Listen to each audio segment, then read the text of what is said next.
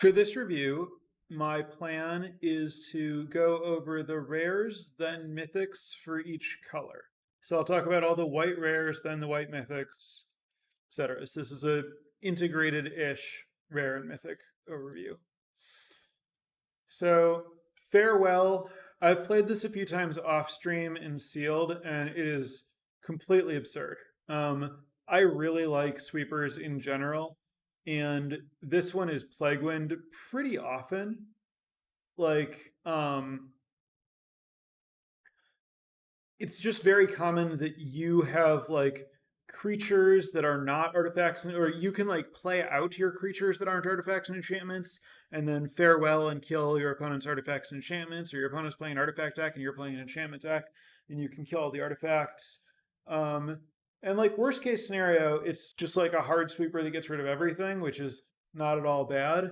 But so often you can leave yourself with something and your opponent with nothing, or like get rid of, for each one, if you're like winning in any of these categories, it ends up being awesome. Yeah, Farewell is really, really, really strong. Not at all surprised to see it have a super high game in hand win rate. Really looking forward to getting this in a draft at some point. I had a sealed deck with two of them and a different sealed deck with one of them in the like three sealeds I've done. And it's really, really good in sealed, but I'm sure it's always really good. Though it's probably even better in sealed. Restoration of Iganjo.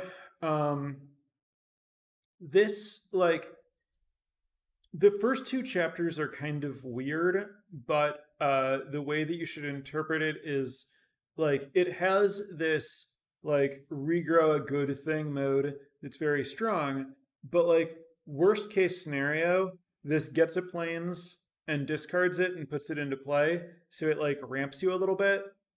This is a very weird white ramp effect, but that is a thing that's happening.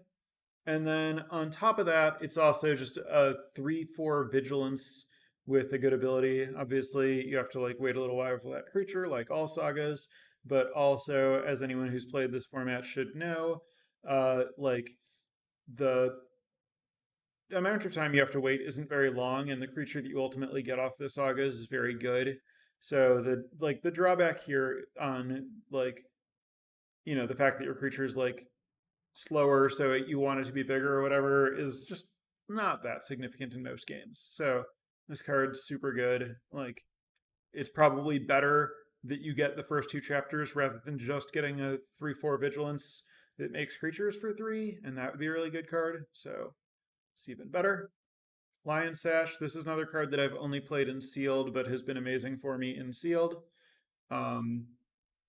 There is This one's an interesting one just in terms of like how to play with it.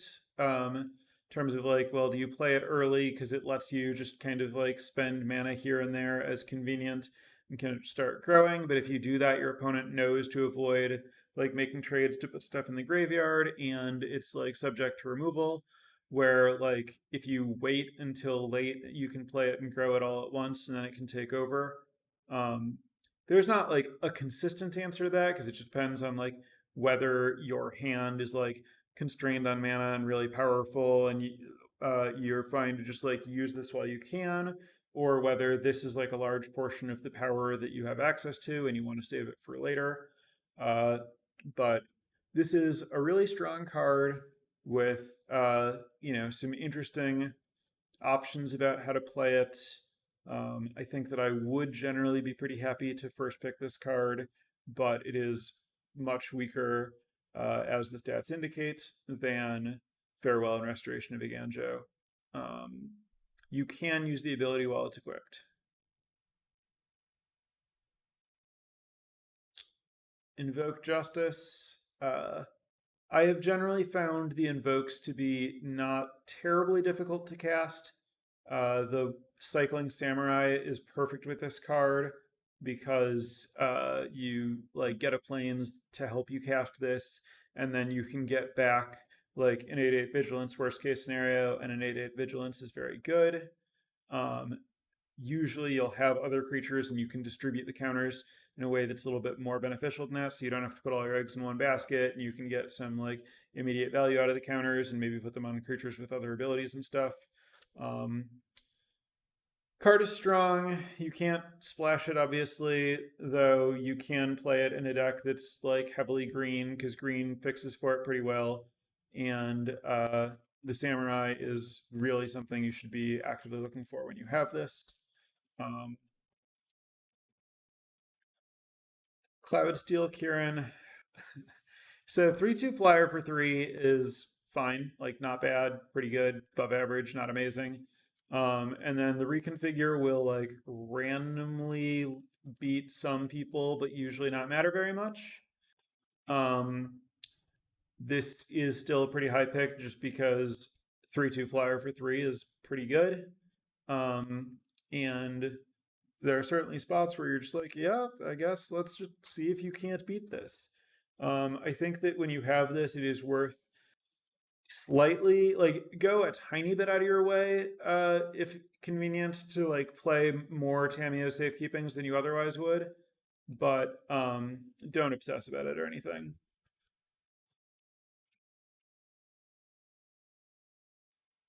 Uh, Iganjo, these like this cycle of legendary lands are great because there's like absolutely no opportunity cost to including it in your deck over a plains.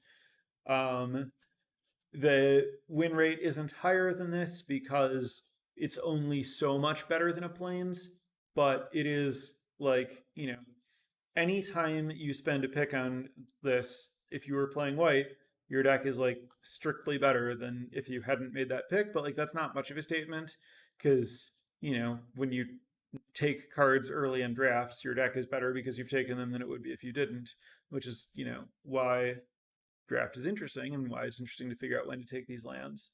Um, I take them pretty highly because I haven't found myself to be short on playables, and I think it's really hard for the value over replacement of a spell to match the value over replacement of this compared to a basic land.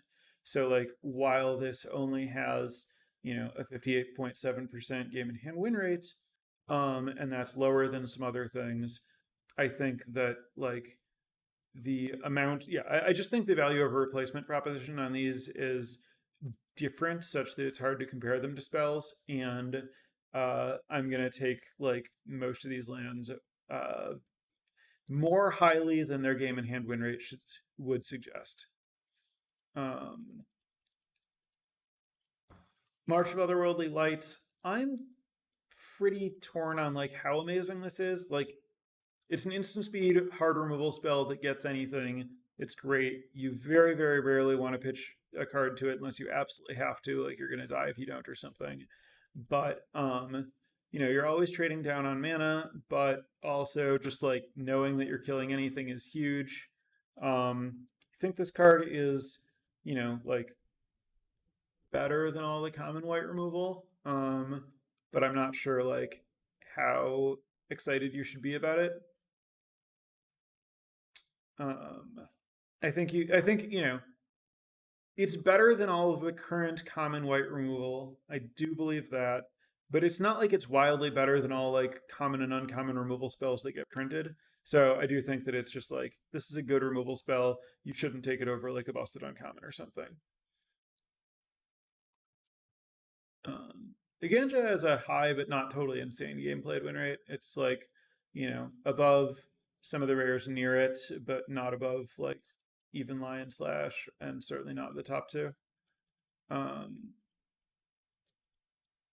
Brilliant Restoration. This is a weird card. It is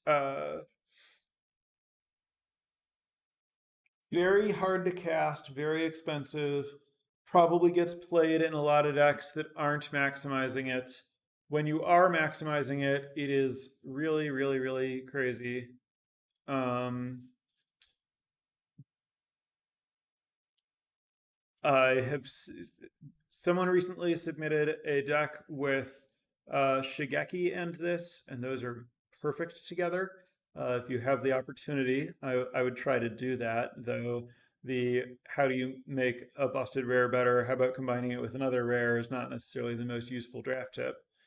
Um, I think this is like a good controlling, like a good card for control decks that can get to quad white. Most of the time that I've had the opportunity, the quad white would have been a huge stretch. But if you have a deck that's in the market for powerful late game, this is really good. It's totally reasonable to take it early and draft a deck that is in the market for powerful late game.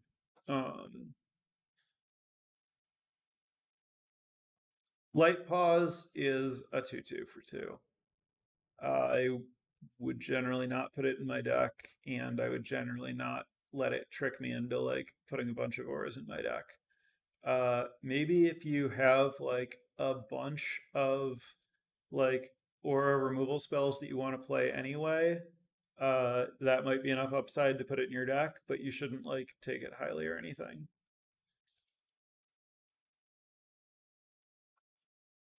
As for the Mythics, the Wandering Emperor and Ao are both absurd. I've played against Wandering Emperor only a little bit in limited, but I've been playing against it in constructed a bit, and it's really impressed me there, which makes me think that it is probably totally obnoxious in limited. This card is super strong. You should take it. You should consider like switching into white if you see it pack 2. Um, uh, and what are the auras you'd want to put on a light paw? You like the dream I think is to use Twisted Embrace to find the the arrest.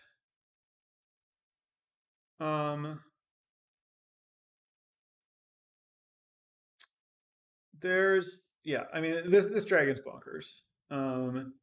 It's Yep, that's all there is to say about it. Both these mythics are just cards that you should draft if you see them.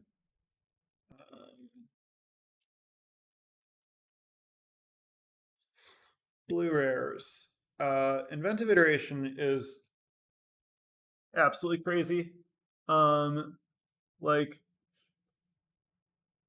it none of the chapters read as like super amazing, and the text on Living Breakthrough is a little hard to like parse and figure out exactly how much it's helping or whatever. But at the end of the day, you get a 3/3 flyer that bounces something and draws a card, and then also sometimes shuts your opponent out of playing spells. And while a lot of the time, like, you won't relevantly shut them out of playing spells, and like you never know how often you're doing it if you're playing on Arena, it's really disastrous if your opponent, like, if you want to play something and you can't, and your opponent is already up all the stuff that they got up because of this, that's really, really strong. Just a sec.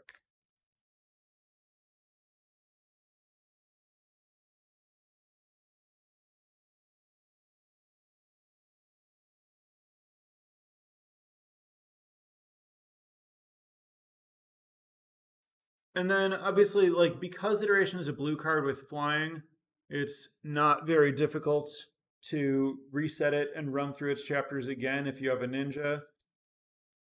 And then you've taken your 3/3 flyer off the board, but the other chapters are so good that it's worth doing sometimes. This card's win rate is really, really high, and it's not terribly surprising. It's just super strong. Reality Chip. This card is a little bit slow, but also in 04 is a little bit good at blocking. And if the game does go at all long, it's not very hard to totally take over with this. Just another really, really good card that I think you generally want to just like take and put in your deck. This is another bomb. Thousand Face Shadow. This has a win rate that is comparable to Network Disruptor, and I think I'm not confident that the card is better than Network Disruptor. I've played with it, and it has been really, really, really awkward to get to a spot where I would actually like want to use the ninjutsu. And it's kind of like tricked me into not playing it because I'm like hoping to live the ninjutsu dream. I think this card is like fine because Network Disruptor is good, but I think that the words are not as powerful as they read. If you ever get to do its thing, it's probably great, but that's pretty hard. Uh, Mindlink Mac is a card that I personally would take over Thousand Face Shadow if I somehow had option on both of them, which can't happen on Arena, but whatever. And in fact, if you look at the game played win rates, Mindlink Mac is above Thousand Face Shadow, which again makes sense because if Thousand Face Shadow's role as a 1/1 flyer that you want in ninjutsu and all the issues with how 17 lands counts that. So yeah, Mac is a little better than Shadow. Mac is a solid creature. Crew 1 is very easy. 4/3 flyer is big. Every now and then you get to do sweet stuff with the copying.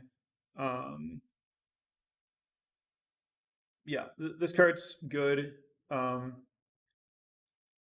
in a way that most vehicles aren't.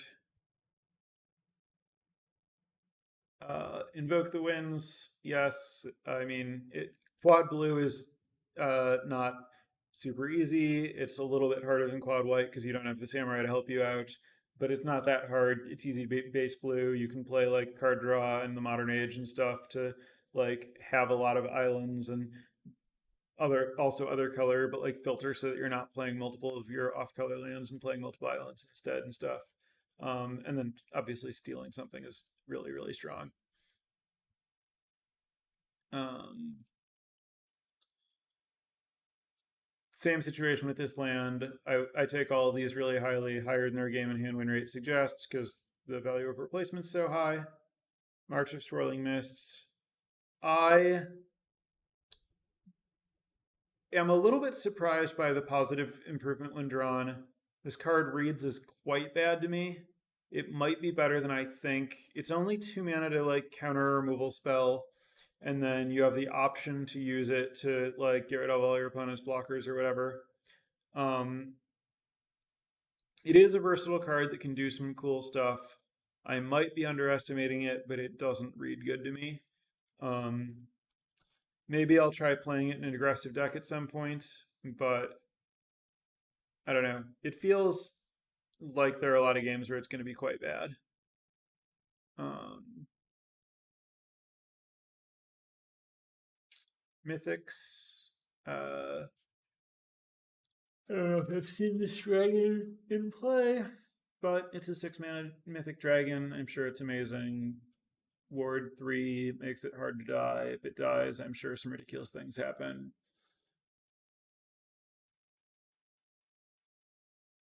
Eh, the die's abilities could be stronger, but whatever. It's a 6/6 flyer with Ward 3 and not bad abilities. All right. I've heard people talk about Ginge attacks. This is another one I have not actually like seen in a draft or played against or seen in a game or anything.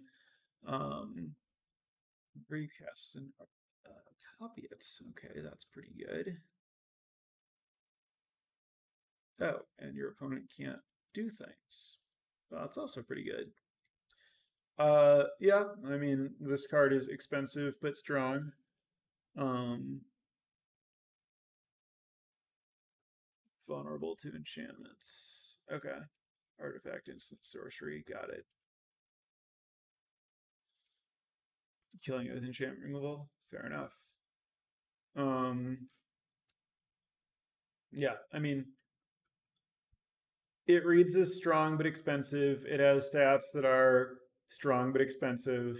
I would probably first pick this and try to draft a deck that was good at getting to late game. This is like a reasonable card, like reason to play a control deck, but like to play a control deck, but certainly not as busted as like busted mythics that cost less mana.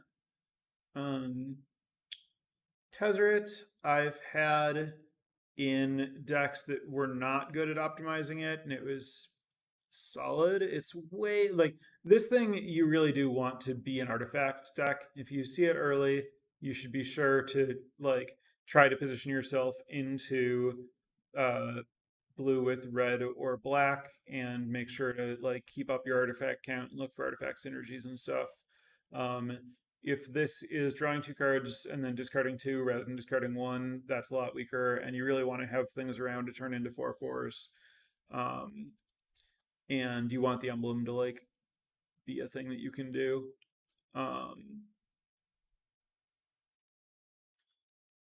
so that's, yeah. I think Tezzeret's strong if you're an artifact deck. It's a little bit narrow. It's a little bit not totally busted, but if you're the right deck for it, it's very good.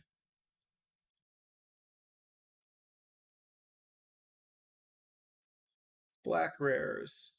Biting Palm Ninja is ridiculous. It's cheap enough that it's very easy to get through with ninja. Like, it's very easy to ninja it in, and then you have a 3/3 creature and you make them discard a card or exile a card. It's even better. And then it's also just a 3/3 menace for 3. And so you can just, if you don't have a creature to threaten a ninja, you just cast it on 3, and then it probably hits your opponent on the next turn.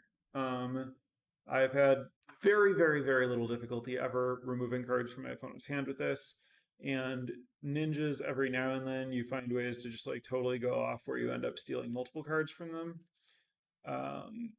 Would I take any uncommons over Biting Palm Ninja?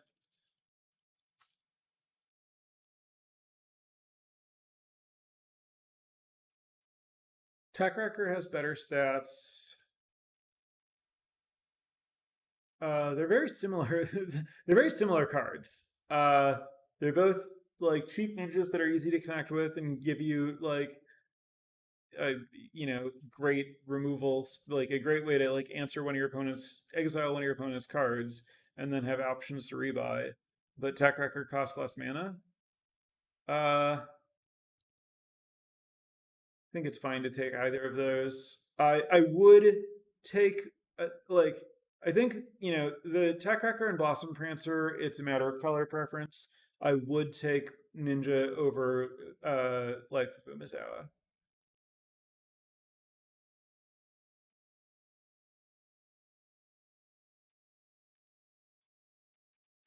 Soul Transfer is a good removal spell. Um, you have to work a little bit to get the full value on it, and I've had some games where it was a little more awkward than I wanted, just because I had to like, oh, I need to like wait, I need to like hold on, I need to like not trade off my like artifact or my one artifact or my one enchantment so that I can set up both things. But oh wait, now I chose not to trade, so there isn't anything in my graveyard. Okay, so now I need to try to trade off something while holding on to my artifact and my enchantment. Most of the time it works if you're like in the space where you're making working to make it work. But you should certainly expect that some portion of the time this is just going to be exile a creature or planeswalker for a 3 mana sorcery and not also get something back, and that's fine. Um, yeah, I mean, obviously, this is like better than any other removal. This is much better than like the White March or something. Um, and yeah, as Jess pointing out, its opening hand win rate is unimpressive. Its game drawn win rate is amazing. It's way, way, way better to draw late, where it's just like naturally on, versus when it's drawn early and you kind of just end up needing to use it as an early removal spell. Um, Invoke Despair. It's very, very strong. I really like casting this. It's a commitment like all the invokes, but a huge payoff like all of the non-red invokes. Um, March Wretched Shadow. This is a really good removal spell because gaining life is awesome. This is, I think, a lot better than the white one, even though it's a little bit more narrow in what it can kill. Most of the time, this is going to kill the card you wanted to kill and gain life. Um, Tribute to Hirobi. This is one that can go wrong. If you play this and then your opponent exiles it with like a fade, you're pretty unhappy about an exchange where your opponent ended up some rats. I had a game where I didn't feel like I could cast this because my opponent had a dock hand, but there are other games that it runs away with. So, like there are plenty of games where you cast it early and it feels stronger than like a 59% game and hand win rate card. but there are other games where it's like kind of a disaster. Um, so yeah, as Chet points out, it's also pretty bad against ninjas where you give your opponent a 1/1, they attack with it, and you're like, well, I don't want to block this 1/1 because it's going to be my 1/1. And then they're like, cool, your 1/1 was a ninja, now you don't get it back, and I hit you. So, I mean, it is a dangerous card. It's like exactly the kind of card that I feel like I have to draft and play because it's so good, but I don't want to have to like play it because it's a card that can backfire. So I guess it's just a card that I'm like vaguely annoyed about the existence of. Um, Soul Ripper is a big scary artifact. It is pretty good in like the black red artifact aggro deck. Crew 2 is pretty manageable. 4/3 for 2 is pretty big. Most of the time you don't want to sack stuff, but it's fine when you know, are when your opponent's getting run over by it and you do sack stuff. Um, Renegade Freighter is a reasonable thing to compare it to. Um, and then the land is great. So no bad black rares.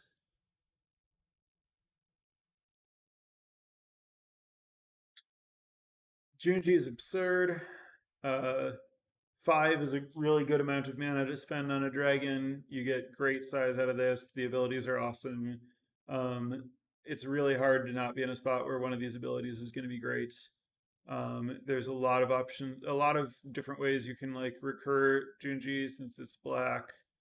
Um, yeah, there are a bunch of really strong cards that we haven't seen because they have off-color mana abilities, and so they're sorted into multicolor.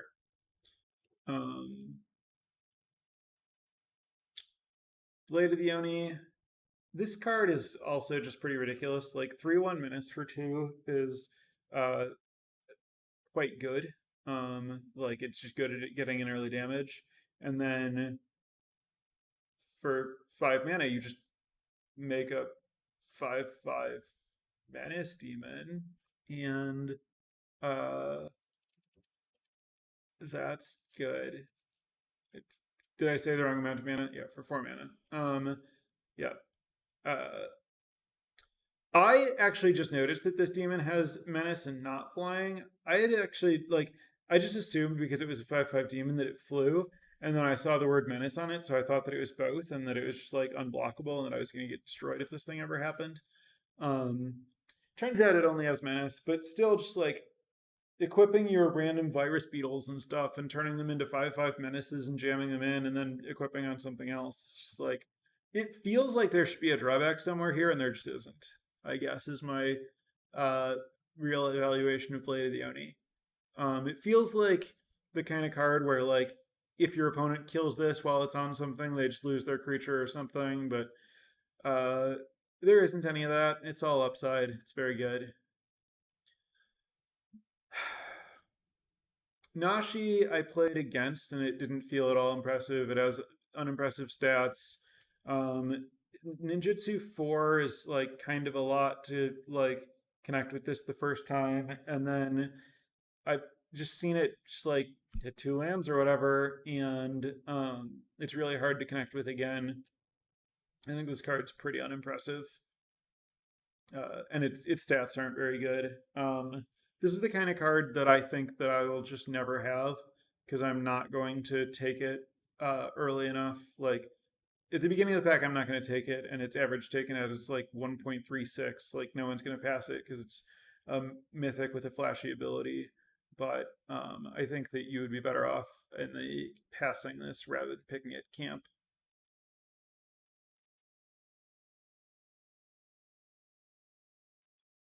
Fable the Mirror Breaker is a silly card. It's very splashable, single pip. The Goblin Shaman that makes treasures is great. It's pretty easy to just like attack and trade it off, and you're up a treasure, and a treasure is pretty good. Um, and the second chapter is just nice.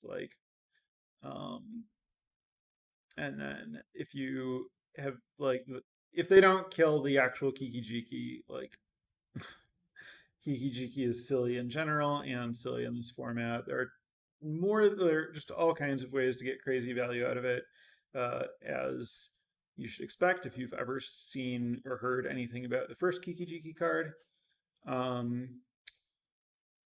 Yeah, the like the the first goblin that you get out of this card is like, a bad 3-drop, but more like a 3-drop than a 2-drop, and then the card just keeps going. So good. uh Thundering Raiju, this is probably a compelling enough reason to like build the deck that this wants to be in, but also it's just fine top end in any aggressive red deck. um it does a lot of damage. It's a very good attacker. uh Goro Goro. This feels less like a reason to go totally out of your way to make this happen, but still like a really good card. I guess what I'm saying is like this is a card that I would first pick, but not a card that I would like move into pack two or whatever. Um,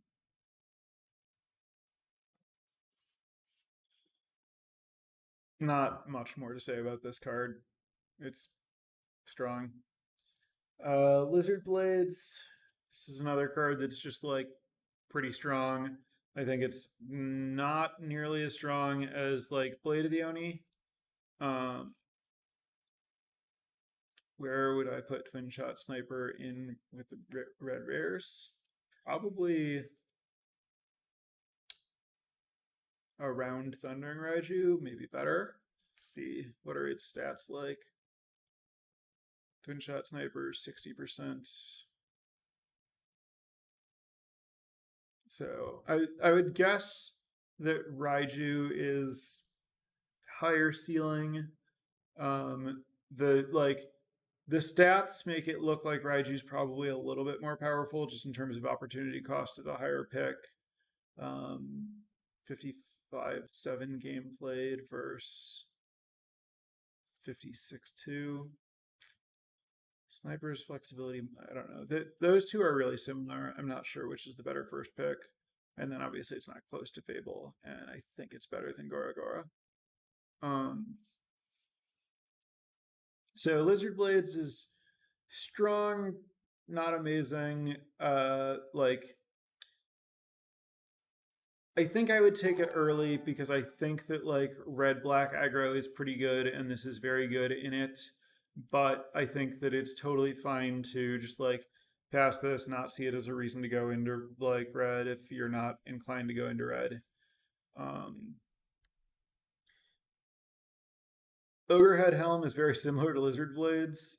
Similar stats, kind of similar cards, similar incentives, similar power level. Um, Sickenson's great. Same thing as all the other lands. Scrap Welder is awkward. It's basically just a 3/3 for 3. I've never really been in a spot where its ability seemed scary or relevant. The like fact that it goes down in cost is just makes it really hard to figure out what you're supposed to do with it. Its stats are bad. It's you don't really want a 3/3 for 3. Yeah, I think you should basically ignore this one. Like bad types, ability that isn't actually good most of the time. Um,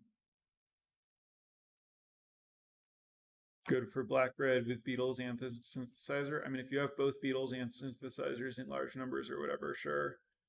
Um, March of Reckless Joy has horrible stats. It's a very weak card draw spell. When I think about how often I've discarded Thirst for Knowledge, it makes sense to me that this card, which is probably worse than Thirst for Knowledge, has pretty bad stats. That's what I got here. I don't think this card is very strong.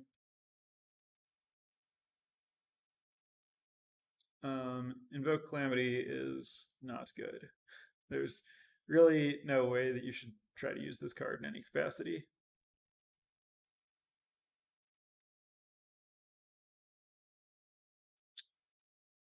This dragon is good, but not as good as maybe any of the other mythic dragons, but whatever, doesn't really matter.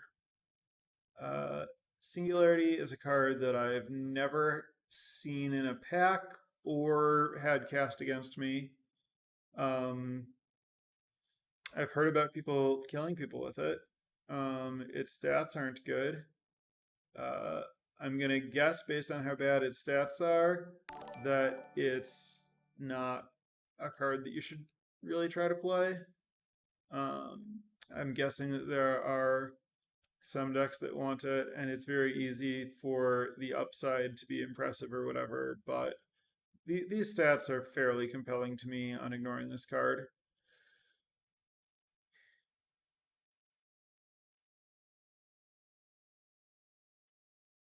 And thank you very much for the subscription, Warbeak. Really appreciate the 7 months. Green. Yeah, Invoke the Ancients is really, really, really good. It's the easiest invoke to cast by quite a bit because you have a bunch of good fixing in green, and it's awesome. Like with Beseju Saga, is a really easy way to make sure that you have enough forests for it. Um, it makes like the cultivation a bit better. It's a way to get extra green sources, and 2/4/4s for 5 mana with good abilities. It's a very silly limited card. Um, Shigeki is really ridiculous. It's like a 2 mana 1/3 that they have to kill, or you just like get a free block and generate card advantage. And the card advantage that you're building is like going toward this end game where you get a bunch of stuff back. And then if you have a season of renewal, it's like digging to find your season to get a bunch of stuff and your season back. And then you just get to cast every card you've drafted over and over. Um, Probably like the most fun card if you like burying your opponent in an unstoppable train of value and ramping you can get. Um, it's yeah, this card is good at every stage in the game and has a lot of synergy with itself, which is always a funny statement. But like seriously, as far as cards with that have synergy with themselves go, this one is really high on the list, like all time. Um, Teachings of the Karen. This one can read a little bit low impact, but eventually you realize that you're just getting 2 grizzly bears for 2 mana, and 2 is twice the number of grizzly bears you would expect to get for 2 mana. Um, and like every now and then you can kind of like run away with the game with this or whatever, but most of that doesn't matter. It's mostly just about getting 2 grizzly bears for 2 mana. But then it's also like even better than that if you have recursion stuff such that the mill yourself thing is valuable. Um, Coming of Transcendence. This card is also pretty great. I haven't had it. I've played against it. Uh, the like it's a trample guy that's good early, grows quickly. Your opponent kind of has to kill it. When they kill it, it comes back.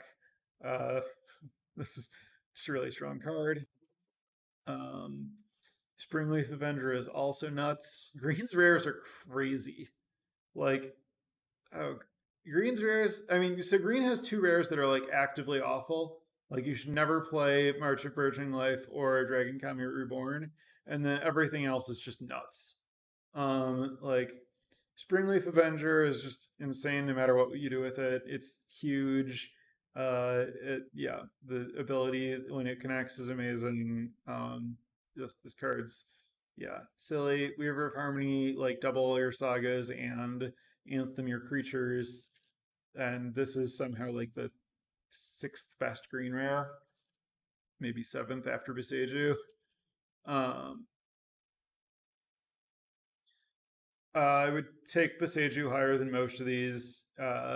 The again, just like no opportunity cost, and this is the land with the best upside. It costs the least mana to use, and it's the best effect, so that makes sense. Um, Uh, and then yeah, it just you should never draft Dragon Kami Reborn or March of Virgin Life. Um,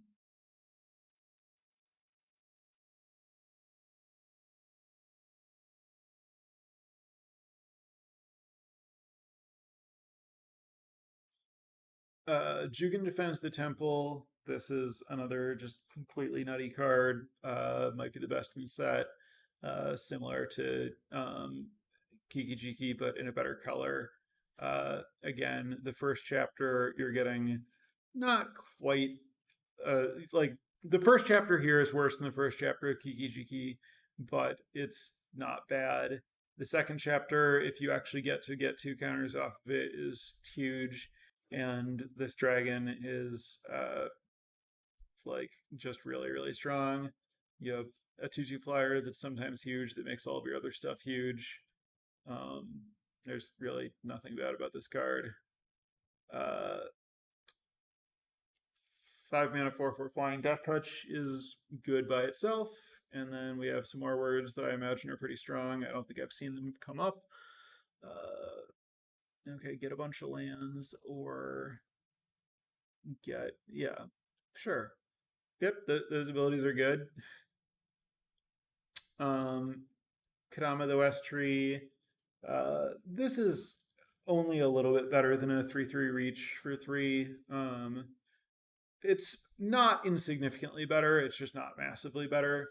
3/3 reach is a lot better than 3/3 normal. If you're thinking about like, well, if the scrap trawler guy wasn't that, or the scrap whatever, the goblin engineer, the 3 mana goblin that does weird stuff with artifacts. If that guy wasn't that good, is this thing not that impressive? If its ability doesn't come up that much, and like the modified creatures you have like have trample part is pretty real. Modified creatures tend to be big. Trample is great. Having reach is great. Getting extra lands when you do it is great. It's easier to do that when you have trample. Can go off, but also its floor is just pretty high. Um, Greens rares are really good. Greens uncommons are also really good. Greens commons are shallow. Green's great. Um,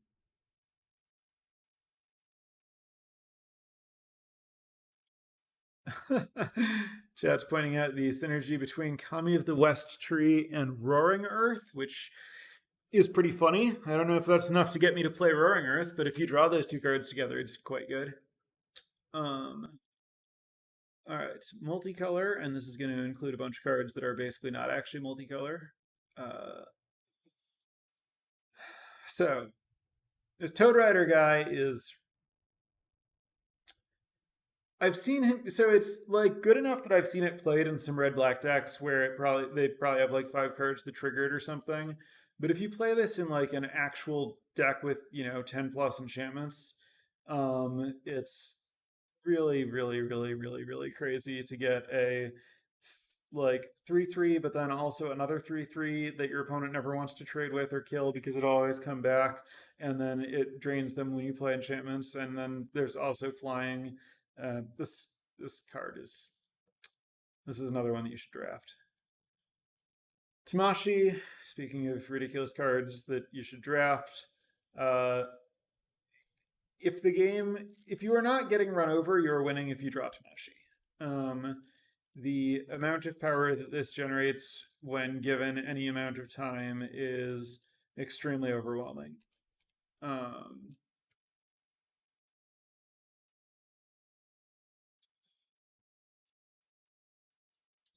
This dragon is good.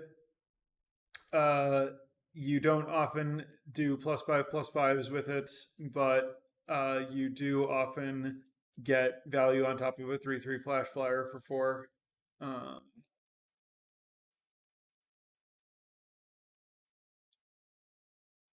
uh, Kotos is a lot worse than the cards above it. It's like only 2% lower than Kyodai, but I think it is a lot weaker than the others.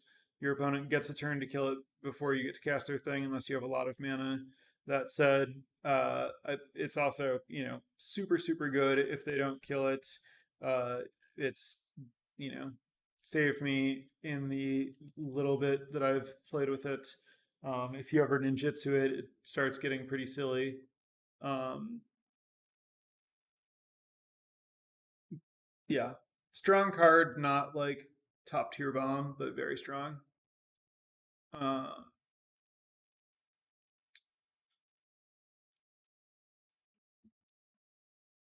what is this? I think I've seen this once or twice. I've never played against it, and I haven't played with it. First strike, attack alone, untap it, and then attack again. This is a very strong card that plays very, very, very well if you have the right other samurai, especially the 2-drop that gives +1/+1 when you attack. Um, I think that this would be enough to get me to try to draft red white as an aggressive deck if there were not like a strong uncommon in the pack. Um, oh, sorry, Ryu Storm's Edge is the card that I'm talking about. Um, yeah, the I like I am worried about the samurai deck. I think the rest of your deck won't be great. This card itself is seems really, really strong. We see that play out in the game played win rate versus game in hand win rate. When you draw it, it does really well, but your deck is worse than like some cards with like 2% lower game in hand win rates because you have to play white red samurai to get him. Uh, Probably worth it, but him, her, I don't know, whatever, to get Ryu. Um, yeah, this would be a fun reason to try drafting Red White Samurai, but I might be worried about the deck not being great. Um, I think it's fine to pass Ryu. I think that if you get past Ryu, you should probably take it because it means that the people who have passed it to you, know that they want to be avoiding red white, and so this is the kind of card that's much safer to take like third than to take first. Um, games you GND is games not drawn, um, and Ryu has a 50% when not drawn, so the rest of your deck is pretty bad at carrying.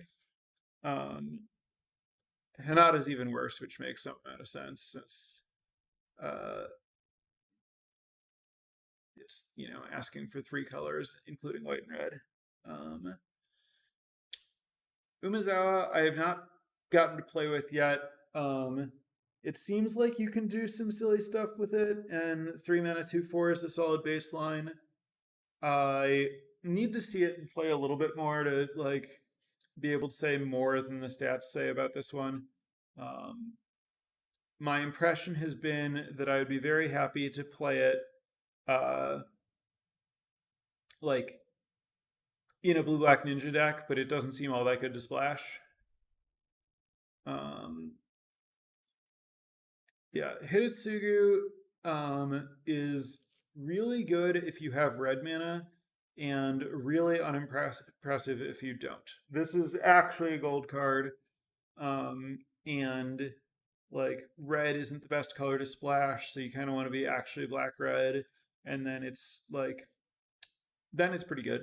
Um, but I think this card's stats are probably hurt a little bit by people who just like play it and can't really activate it. I wonder if its stats are a lot better in black red.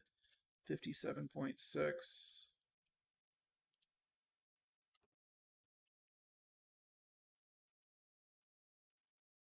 58.3. So better, but not like amazingly better. Um, Grease Fang has, now we're getting into like not very impressive stats. Grease Fang is like a good body, but its ability is really weird to try to get anything out of. I think you should mostly like, if you happen to have a brute suit or whatever, sure, play it. But for the most part, you're just playing this as a 4/3 for 3, which is solid. Um, Hinata had this and sealed. It was fine. It's like a slightly hard to cast, big flying trample guy. the like spells cost text matters not very much. Um, Mostly just a hard to cast 4/4 flying trampler for 4, which solid but not amazing. Like not necessarily doing the work. Not necessarily worth doing the work for because it can be awkward to like make it like you don't want to play this in an aggressive deck. So you have to like build a Jeskai control deck, which is fine. I think red white might want to be controlling. I think that blue white wants to be controlling. So like it's reasonable to be like solid Jeskai or like one of those two pairs splashing the other color or whatever. But I don't think that what you're getting is really worth the commitment as far as taking this early. Rusena, sorry, Commander is a little bit too red white for a 3/3 haste to me. I think this is not worth moving into red white for, but if you see it while you are red white, great. Um, Satsuki has not seemed at all impressive.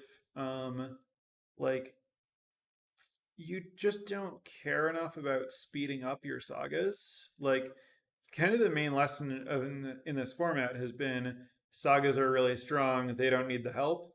So then you're basically just like playing this as a 1/3 that like potentially gets you value when it dies, but it's not easy to like turn on or like do anything with. Like, you need to like have a saga that is like in your graveyard to really care about this. um so yeah, all around pretty meaningless slash disappointing if you were looking for a rare that actually mattered with your sagas.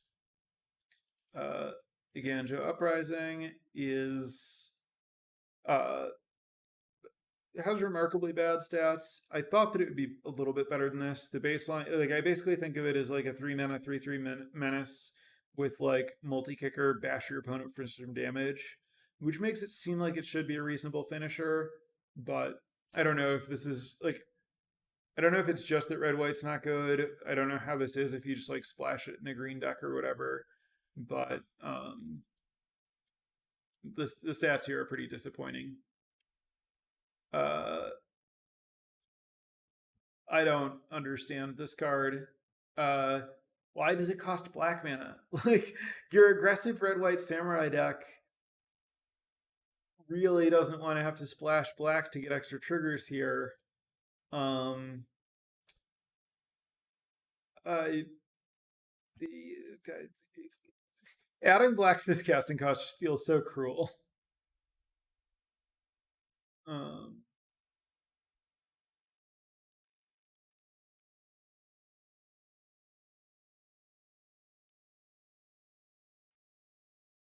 Mythics.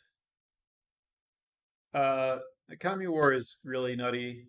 I haven't had the good fortune of being able to play with it yet, but it is not that hard to cast, and it is really crazy to resolve. The decks that go out of their way, like it's you can make a deck that can cast it. As we see from the game not drawn win rate, you do have to go meaningfully out of your way to do it, and there are costs to making it happen. But as we see with the game played win rate, you draw it enough to make up for it, and you win a very large portion of the time that you draw it. I also suspect that I am going to be better than the average drafter at making my deck functional after first picking this card. So I suspect that my game not drawn win rate will be a little bit better than this, and the card will overperform for me. Um, so I'm personally looking forward to the time when I have a chance to pick this card. Um, uh, this is a Planeswalker with good stats. I haven't seen it in a draft or played against it. I'm going to assume, based on Planeswalker with good stats, that it's very strong. I don't have anything to add. you do want to be blue black. Or, you know, you want to play the deck that it clearly wants to go in. Tameo, uh, wow, Tameo's game not drawn win rate is surprisingly low. It doesn't seem like you should have to ruin your deck in any way to put this in. I get that it's just like, what if you don't draw your best card, but still. Anyway, Tameo's good.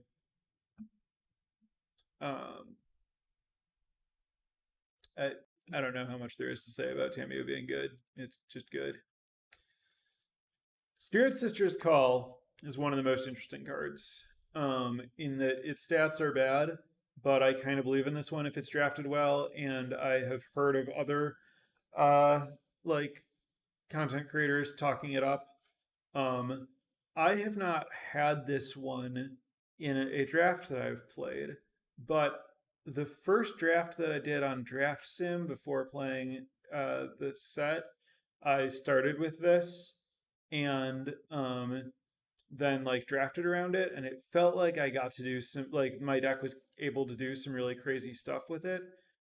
You want to really focus a lot on having a bunch of channel guys and having a bunch of guys with good ETB abilities.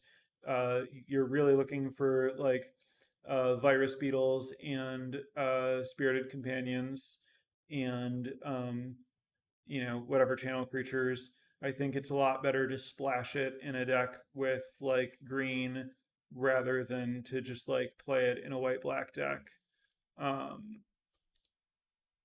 Looping sagas with it also sounds good. Uh, the like deck that I had with this on Draft Sim had like multiple sky turtles and a bunch of like cheap things to sack to get them back. That seemed very, very, very silly.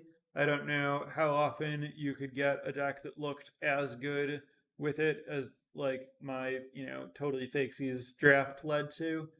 But this is a card where like I believe the ceiling is there, but I do think that you need to like really draft around it, not just like get it late and throw it into a white black deck, and certainly not like splash for it in a deck that can't support it or whatever.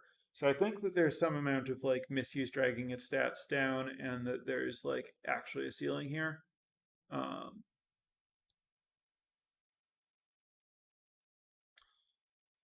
so that's what I have to say about Spirit Sister's Call. But again, it's kind of all hypothetical. Hitsu consumes all. This is a very slow 3/3 trampler. The other chapters are not likely to get you very far. Um, yeah, game not drawn, much higher than its game drawn. That one sends a pretty clear message about this card and why you shouldn't be playing with it. Colorless. Bank Buster is yes. uh yeah. This I mean, like Maze Mine Time was always one of my favorite rares. This mostly seems better. Uh Question from chat about whether Hitotsugu is for vintage. I think Hitotsugu is for historic. I think it's like very important as like a way to deal with like cat oven and stuff. Yeah, it's definitely a card that's like targeting some of those older formats rather than like limited. Um, yeah, so Bankbuster is great. It's like a Maze Mind Tome, but at the end, instead of getting life, you get a 4/4. 4/4 seems better than life, and then also you can just like use the 4/4 as like a normal vehicle without finishing it. Um, Super awesome all around. Surge Hacker Mech is difficult to crew and difficult to do more than 2 damage off of. Little bit on the clunky and awkward side, but the baseline on like 4 mana, get a threat and kill a creature is high enough that the card does well and should be prioritized. But like, it's this is nowhere near like Sky Sovereign's League or whatever. Not that it's super useful to compare cards to like busted cards from other formats. Um, You should definitely play Surge Hacker Mech as your only vehicle. You should not go very far out of your way to put other vehicles in your deck because of Surge Hacker Mech. I think you should mostly just be fine with it's going to kill a 2 toughness creature and not worry too much about like, oh, but maybe it could kill a 4 toughness creature. How would I compare this to the red deal 2 damage uncommon? I think the red card is better except for being red. I think that like having channel and like just getting a 2/4 reach body or a 2/3 reach body instead of this like crew 4 menace thing. I think that's a better body. Um but you know, this isn't bad. Eater of Virtue, little surprised by how low the game in hand win rate on this one is. I don't think it's amazing. I do think like Bone Splitter is pretty good, and there are a lot of spots where if you pick up like any ability, you run away with the game. It's certainly not a card that I'm like straight up horrified to play against, and there are some decks where I don't want it that much, but it's a strong card. And yeah, but I do think that like people like overrate it slightly and whatever. Um, Definitely wants flying creatures and or lifelink creatures more than most other things. Um, Mech Titan Core. Uh, I think that this is like. I think that I will probably draft a deck that's trying to live this dream at some point. I don't think it's that hard of a dream to live if you are like blue red or red black. Uh, as to whether it's worth doing, probably. I think that like the 2 mana 2/4 crew 2 isn't like that horrible, and using it's really good.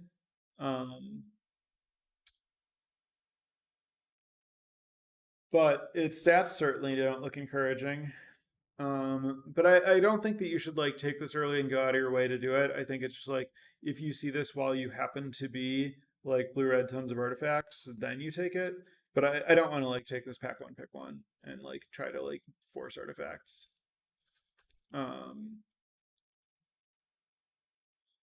Mirror box is not doing anything for you. You should ignore this one. All right, and that's everything. And I didn't forget a section this time, which is unusual for me for rare and mythics. All right, so that's that. Now let's get back to one last draft.